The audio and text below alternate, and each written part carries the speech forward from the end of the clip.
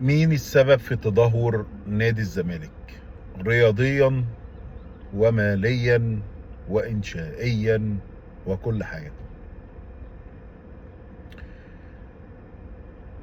قبل الانتخابات في شهر 10/2023 المجلس دوت كله كان بيطلع على السوشيال ميديا وكان عمال يقول هو اللي هيخلص نادي الزمالك من الديون، وهو اللي هيرجع الايمج بتاعت نادي الزمالك تاني، وهو اللي هيرجع البطولات وهيرجع العاب الصالات وهيرجع الفريق الكوره وهينافس على كل البطولات. والمركب لو فيها خرم انا ممكن عندي استعداد امشي المركب وهي فيها خرم. هو الحقيقه عمل خرام في المركب، مش عمل خرم واحد يعني. واحنا المانجمنت احنا اللي بنقدر اللي احنا نحط الفلوس في المكان الصح، ونقدر نوفر وهنسد الديون وهنعمل وهنعمل وهنعمل وهنعمل. احنا في شهر 5/2025 ناقص 5 شهور والمجلس ده يكمل سنتين. ايه هي نتائج المجلس دوت في خلال سنة ونص؟ صفر. هل المجلس قدر اللي هو يسد الديون؟ لا. هو ليه في الديون دي؟ لا، هو ملوش في الديون دي. هو جاي يسد الديون بس هو قال اللي هو هيقدر وما قدرش. طيب هل منع اللعيبه اللي هي تروح الفيفا؟ لا. ليه؟ لان ابراهيم النضاي هو مشاه بطريقه، يعني بطريقه زباله، فراح اشتكاك في الفيفا فجاب 1,800,000 دولار. خالد بوطيب بقاله 5 سنين اخد 2 مليون و400 ولا 2 مليون 300. انت في لعيب واحد 1,800,000. مش هلاك هيخش له في المليون. سامسونج لسه جاي في الطريق. انت بتعمل ايه؟ انت ما عملتش اي حاجه، انت مشيت على نفس النهج بتاع المجلس اللي فات واللي انت كنت عمال تنتقده.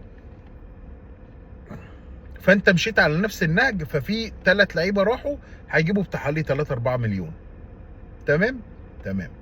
طيب انت عملت تعاقدات مع لعيبه؟ عملت تعاقدات مع لعيبه. لعيبه ايه؟ لعيبه كلها فاشله. اللعيبه اللي انت عملت كلها تعاقدات معاك، كل اللعيبه فاشله تقريبا باستثناء 3-4 لعيبه بس، هم اللي دول اللي شغالين وهم دول اللي بيلعبوا.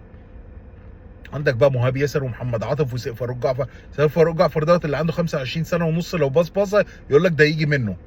وسيف جعفر وياسر حمد ومش عارف مشالاك بقى على من غير. كل اللعيبه دي جبت لك بتاع حوالي 20 لعيب بيلعب منهم عبد الله السعيد، عمر جابر، ناصر ماهر لعب ماتشين 3 وبعد كده انا ما شفتوش. عندك مين تاني؟ مين تاني جبته؟ بنتايج ومصدق. ماشي. بس طب هل انت عندك سيستم بقى؟ يعني اي مؤسسه لازم يكون فيها سيستم. هل انت عندك سيستم؟ انت ما عندكش اي حاجه. يعني مثلا مدير تنفيذي، مدير تعاقدات، مدير تسويق، يعني مش عارف خالد رفعت و الراجل التاني بتاع برزنتيشن اللي كان بيشتغل في برزنتيشن ده، عمرو وهبه. انت مش عارف، مش عايز تجيبهم ليه؟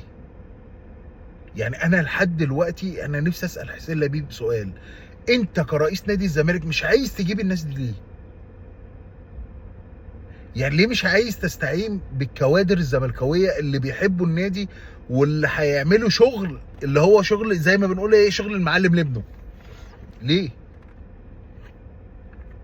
ليه مش عايز تستعين بالناس الزملكاويه اللي بيحبوا النادي؟ فضلت تقول احنا عايزين ندور على مصادر للدخل ومش مصادر للدخل. انت لولا ممدوح عباس انت الزمالك ده كان ضاع. يعني الزمالك ده كان راح خالص. ده بقى هيبقى في وقف قيد بقى وده النادي ممكن، ده الفيفا ممكن يجي يحجز على النادي بسبب الفلوس اللي انت قلت. احنا عندنا خطه ماليه وخطه مش عارف ايه، واول ما ننجح ده احنا في صندوق اتعمل، والصندوق دوت فيه مليارات، احنا ما شفناش ولا صندوق ولا طقطوقه. فين الصندوق بتاع المحبين الناس اللي انت قلت عليهم؟ مفيش حاجه. انت سنتين محصلتك الاداريه صفر. انت اللي بنفسك بتروح تتفاوض مع اللعيبه. ازاي رئيس نادي يروح يتفاوض مع لاعب؟ يعني ازاي؟ ايمن الشريعي عمال يلبسك في لعيبه غريبه، ودلوقتي مطلع اشاعه ان الاهلي بيفاوض محمد حمدي بعد كاس العالم ياخده. يا ريت يعني ما تروحش لايمن الشريعي تقول له انا عايز محمد حمدي، لانه مش لعيب كوره. لعيب كوره على قده، على قد انبي، على قد اللعيبه الانديه اللي هي تحت دي. يا جماعه لاعب الزمالك اللي يجي يلبس تي شيرت الزمالك لازم ده مواصفات خاصه. انت عندك في حراسه المرمى محمد عواد ومحمد صبحي. اقول لك احصائيه كده غريبه، محمد صبحي الحارس المرمى الوحيد اللي في العالم اللي دخل فيه اهداف اكتر من المطوشه اللي وقفها، ما طلعش بكلين شيت في حياته غير مره او مرتين. يمشي عمال تقول لي مستقبل مستقبل مستقبل ايه؟ واحد عنده 26 سنه. مستقبل ايه دوت اللي انت بتشوفه؟ يمشي.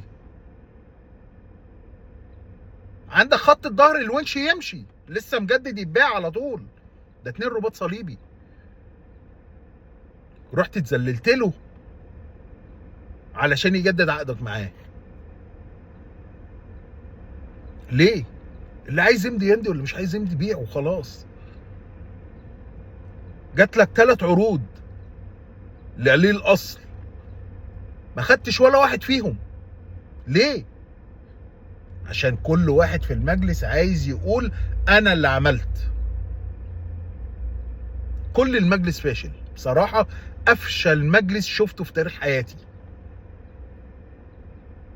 العاب الصالات مدمرة صفر. يعني اول سنة تقريبا السنة دي اللي الزمالك يطلع صفر في كل حاجة.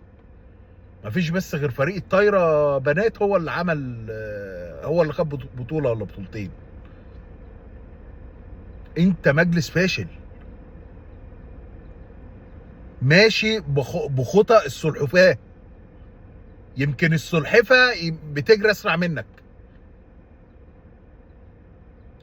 انا ما شفتش في حياتي كده. اعمل مدير تنفيذي، مدير تعاقدات، اعمل حاجات ديت. انت بقالك سنتين بتعمل ايه؟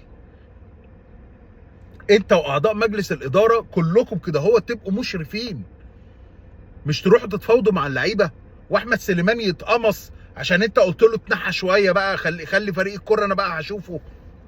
اتقمص وساب المجلس ومشى، ولا بيعمل اي حاجه. ايه ده المجلس ده؟ ايه المجلس الفاشل ده؟ ايه الفشل ده؟ ده مجلس الاهلي كانوا بيقطعوا بعض في الاجتماعات ويطلعوا احنا يقولوا احنا شاركنا في القرار وبتاع. انت مفيش خالص. انت مفيش قرار صح، مفيش مدير فني بتجيبه عدل، مفيش لعيبه بتجيبها عدله، فلوس مهدره. فرع اكتوبر اللي لسه يعني بعد سنتين لسه بتبتدي فيه، كويس اللي انت ابتديت، حلو وماشي. يا ريت بقى الفلوس اللي بتيجي من فرع اكتوبر ديت يعني تستغلها صح. تجيب واحد مدير مالي يمشي لك الفلوس ديت، يحطها لك صح، يحطها لك في المكان المظبوط. مش كل واحد عايز يروح يجيب لعيب يروح يجيبه عشان يقول انا اللي جبته. حسين السيد واحمد سليمان وهاني بيرز وهاني شكري. هاني شكري ده اللي ما عملش حاجه خالص. قناه النادي هتتقفل، اقفلوها. انتوا بتدفعوا عليها فلوس عشان تطلع. مفيش برنامج في قناه النادي عليه القيمه. مفيش برنامج في قناه الزمالك بقوه برنامج احمد شوبير في الاهلي. دي حقيقه. ولا بقوه برنامج عادل القيعي والمنيسي. قناه فاشله بجميع ما تحمل الكلمه من معنى. واداره فاشله. يا ريت في 2027 ما حدش فيكم يترشح تاني، حتى لو عملتوا البدع، حتى لو خدتوا البطولات السنين الجايه دي كلها، ما تترشحوش تاني. انتوا كفايه عليكم كده، اللي فوق السن واللي تحت السن. واحمد سليمان يا ريت ما تفكرش ان انت تمسك رئاسه الزمالك، عشان احنا شفنا العينه اهي. شوفوا كده، هو ناس جديده وخلاص. اي واحد جديد فكره عنده فكر، واحد عنده فكر مؤسسي، مش انتوا فكر بطيخ كله.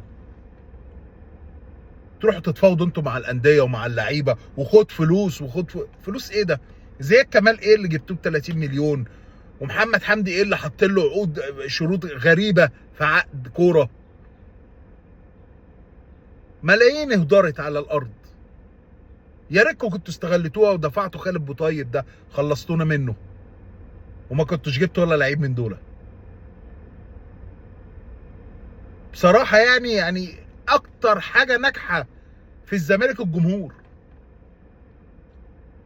هي الحاجه الوحيده اللي لولاه، يعني لولا الجمهور ده الزمالك ده كان قفل من زمان. والله العظيم كان لولا جمهور الزمالك نادي الزمالك ده كان قفل من زمان. مجلس اداره بصراحه محبط. يعني انا واحد من الناس قاعد في بلد تانية بستنى ماتش الزمالك، عشان كده هو تروق على نفسي وحالي. بقى بيجي لي احباط من لما بشوف ما بشوف الفريق. انا بقى والله العظيم بيجي لي احباط. يعني تخيل انت، انا اشوف الزمالك في لاعب زي دونجا ولاعب زي مصطفى شلبي، يعني بيجي لي كرشه نفس. يعني بجد بيجي لي كرشه نفس.